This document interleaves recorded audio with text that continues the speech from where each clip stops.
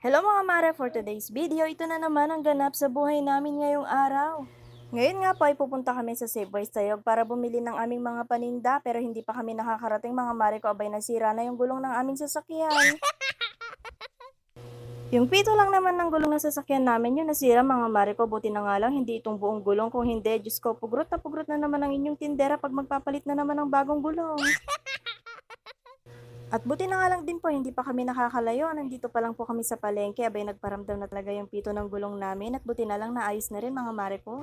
At shoutout din po pala kay kuya dahil dito nga po kami palagi nagpapaayos ng mga gulong namin mga mare ko. At sure na sure naman maganda ang kanilang pag-aayos. At mula nga po sa gulong ng mga traktor at sa gulong ng mga kolong-kolong, dito na po talaga nagpapaayos si Mister. Hindi ko nga alam ang pangalan ni Kuya mga Mariko at hindi ko rin talaga alam kung ano yung pangalan ng pwesto niya, pero maraming salamat sa iyo Kuya. At nung naayos na nga po, agad na rin kaming umalis para naman hindi na kami tanghaliin pa sa pamimili ng aming mga paninda. Dito nga po pala ginagawa pa rin itong mga kalsada mga Mariko, kaya tsak traffic na naman ito. Ngayon nga po pala, dadamihan ko na yung mga stocks ko ng mga paninda, yung mga wala po sa aking mga supplier at yung mga hindi ko po nabibili kay grocery, yun po yung bibilihin ko dun po sa Save Boys Tayog. Dahil nga po ang Save Boys Tayog mga mare ko, magbabago po sila ng Medyo pwesto. mapapalayo Nga lang po ng konti yung aming dating pinupuntahan na Save Boys Tayog. Ngayon nga po dito na sila magpepesto sa Amistad. Pero matagal pa po yan mga mare ko, i-update ko na nga lang po kayo kapag naka-open na po sila sa bago nilang pwesto. At fast forward na nga po tayo dito mga mare ko, ito nga po tapos na po kaming mamili at kinukuha na nga lang ng bagger yung mga naiwan pa po doon sa loob.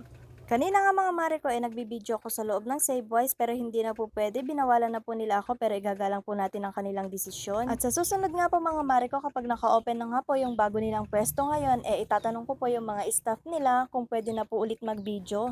Para din naman po mailibot ko kayo at makita nyo po yung bago nilang lilipatan ngayon at yung bago po nilang pwesto kung gaano po kaluwang ito. At hindi pa po pala nakarga ni Mr. lahat ng pinamili namin, meron pa palang nakalagay sa pushcart mga mare ko. At syempre mga mare ko, fast forward na naman tayo. Nandito na nga po kami, nakauwi na kami at kailangan na nga po naming magbaba ng mga pinamili namin bago ito maabutan ng ulan.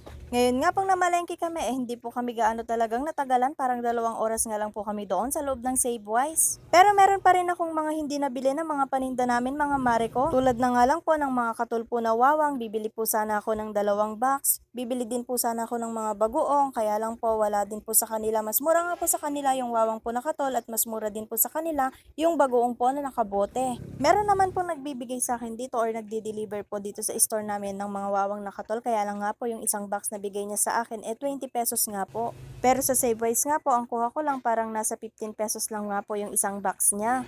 Kaya nga po dumadayo pa talaga kami doon po sa Savewise Sayog para bumili ng aming mga paninda kasi nga po mas mura doon.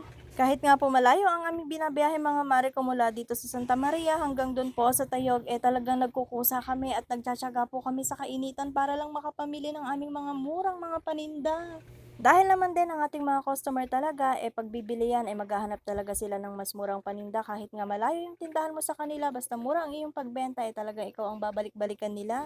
Eto din yung isang pinakamahirap bilang may isang sari-sari store mga mare ko, yung mamimili ka, mag-aayos ka, pero okay lang yan, wag kang magre-reklamo kasi trabaho mo yan, ginusto mo yan, at dito nga tayo kumikita araw-araw. At dito nga talaga naghihintay na lang ang inyong tindera na mag-abot ng mga karton, yung mag-ama ko, at dito nga sabi ko sa kanila yung kasya, ilusot na lang nila dito sa may butas po ng tindahan namin. At tapos na nga po silang magpasok ng mga karton po dito po sa loob ng aming tindahan, at yung mga chichirya nga mga mare ko, dito ko na lang ilalagay sa labas kasi i-display ko naman din dito sa labas yung mga chichirya at yung iba pang mga paninda namin tulad po nitong mga bihon, dito nga lang po i-display sa labas yan kaya hindi ko na rin po pinapasok doon sa loob. At dito naman po sa mga chichirya section natin, yung iba natin mga paninda, bungal-bungal na talaga, yung ating mga candies, ubos na rin yung mga iba. Marami din kasing mga kandidato ang bumibili ng mga candies ko mga mare ko at isa-isang pack nga po yung kanilang mga binibili. At ayan na nga lahat mga mare ko, nandito na po yung mga pinamili namin sa loob. Ito yung mga karton na mga ayusin ko na mga paninda namin mga Mars at matatambakan na naman talaga ang inyong tindera for today's video.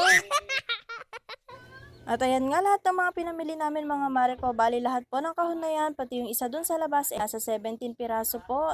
Talagang matatambakan ako ng aayusin ngayon mga mare ko kaya magiging busy na naman ang inyong tindera sa pag-aayos. Pero pupunasan natin yung mga istante na yan para naman maganda yung ating pagdidisplayan. At maraming maraming salamat nga po sa ating mga tumer kasi patuloy po talaga silang bumibili dito sa aming tindahan. At meron nga pong nagbigay sa akin ng sopas mga mare ko kaya maraming maraming salamat po sa nagbigay nito.